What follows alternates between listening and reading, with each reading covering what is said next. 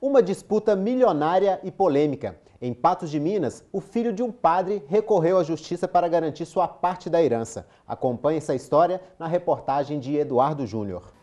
Carros, propriedades, gado, bens que podem ser herdados pelos familiares.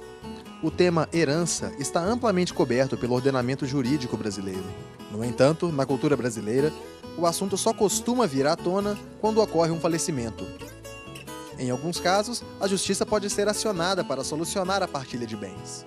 Foi o que fez Fabrício quando soube que era personagem principal de uma história surpreendente. O caso aconteceu em Patos de Minas, a 420 quilômetros de Belo Horizonte. O vendedor passou a vida toda procurando o pai. A busca foi feita por diversos lugares, mas faltou um local. Era aqui, na igreja, que Fabrício poderia ter encontrado o pai. Roldão Gonçalves era padre, mas a informação do parentesco chegou tarde. Roldão já tinha falecido. E foi aí que Fabrício recorreu à justiça, alegando ser herdeiro legítimo de um patrimônio orçado em 5 milhões de reais.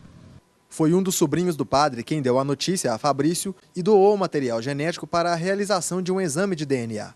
O resultado confirmou o parentesco. Começava, então, a disputa judicial. O mínimo de direito que eu tenho seria isso, porque, na verdade, eu fui criado sem um pai, não tive qualquer tipo de apoio.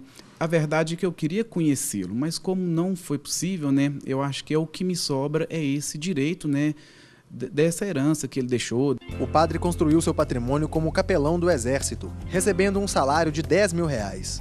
Um dos bens mais valorizados é uma fazenda na cidade de Paracatu, onde funciona uma clínica de apoio a dependentes químicos. Quem cuida do local é uma sobrinha de Roldão.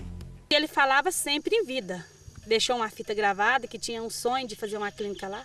Os sobrinhos do padre figuram como herdeiros devido à ordem de sucessão, como explica o promotor.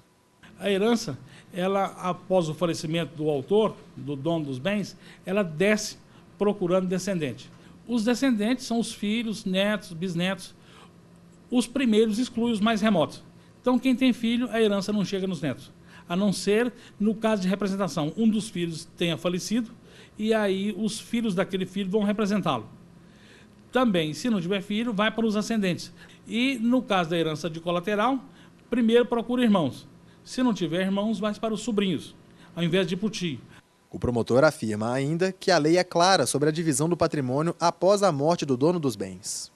A herança, no caso de falecimento do seu autor, do proprietário dos bens, ela vai para os herdeiros que são beneficiados por lei, reconhecidos em lei, ou reconhecidos, indicados pelo próprio autor da herança por testamento.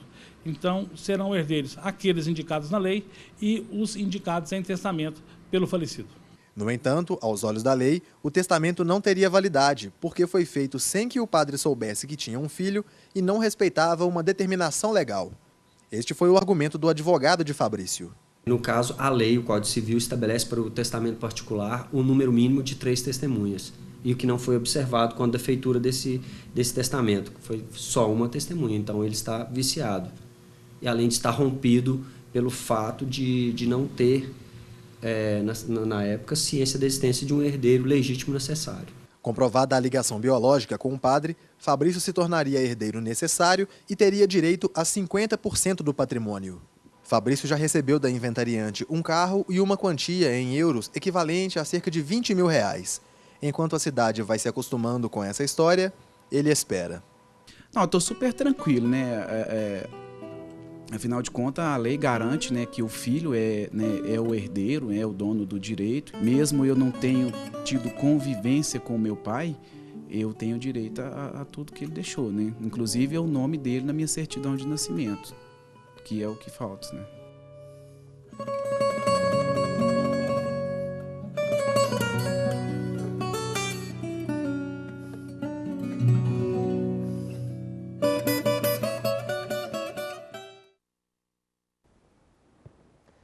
Recebemos hoje o juiz Maurício Pinto Ferreira, da 2ª Vara de Sucessões e Ausência de Belo Horizonte. Doutor Maurício, muito obrigado pela presença no nosso programa. Marcelo, eu que agradeço o convite de vocês, viu? Doutor Maurício, em quais situações uma pessoa pode perder o direito à herança? Marcelo, o Código Civil, ele estabelece algumas na verdade, assim, algumas poucas restrições para perda de herança. É caso, às vezes, de deserção ou de indignidade. Quando, por exemplo, o filho, ele é autor de homicídio dos pais, nós tivemos um caso aí na imprensa de alguns anos atrás, né? Uhum. Quando o filho também pratica atos de indignidade à honra, né, dos pais, ou há casos também de deserção, quando na possibilidade, vamos pôr, de envolvimentos até às vezes sexuais mesmo, né, com a madrasta ou com o padrasto. Sobre uma outra ótica, um herdeiro pode renunciar à herança? Bom, a renúncia é uma outra questão. É possível renunciar, o Código Civil permite que você renuncie, só que você não pode renunciar em parte. Ou eu renuncio tudo, ou eu não renuncio nada. Existem situações, por exemplo, no caso de renúncia ou não, só relacionada aos bens ou às dívidas também? Ou seja, quem vai receber uma herança só recebe os bens ou tem que assumir as dívidas? É uma dúvida muito constante, é uma pergunta que o pessoal costuma muito fazer, se os herdeiros também herdam as dívidas. Os herdeiros, aspas, herdam também as dívidas. Na verdade se meu pai faleceu e me deixou um patrimônio de R$1.000, esse patrimônio de R$1.000, ele vai ser destinado a pagamento de dívidas, se houverem. E o que sobrar, eu partilho. Não é que se ele deixou um patrimônio de 1.000 e deixou 500 de dívida, nós não vamos partilhar os 1.000 e esquecer a dívida. Né? Se ele deixou uma dívida de 2.000 e deixou um patrimônio só de 1.000, R$1.000 vai ficar sem pagar, com certeza. Okay. Né?